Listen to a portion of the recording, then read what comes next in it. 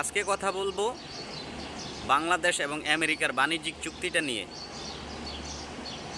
বাংলাদেশের পররাষ্ট্রমন্ত্রী গতকাল দেখলাম যে বলল বিএনপি এবং জামাতের অনুমতিক্রমে নাকি এই চুক্তিটা হয়েছে।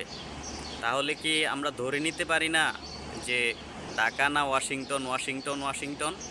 কেন এগুলা বলতেছি, আমার এই কথাগুলা বলার কারণ কি আমি একটু বলি, বিশ্লেষণ করি, তারপর বুঝবেন।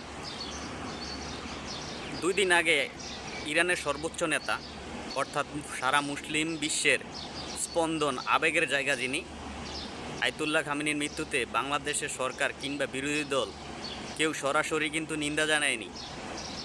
তার মানে কি আমরা ধরে নিতে পারি না বিরোধী দল এবং সরকার মার্কিনীদের পাচাটা গোলাম? এই জন্যই তারা সরাসরি নিন্দা জানায় নাই। আর ওই চুক্তিটা, বাণিজ্যিক চুক্তিটা কি আছে আমি আপনাদের একটু বিশ্লেষণ করি।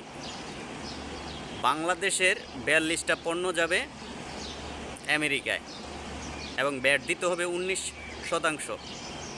আর বাংলাদেশে আসবে আমেরিকার পণ্য 242টার মতো বা সামথিং হবে।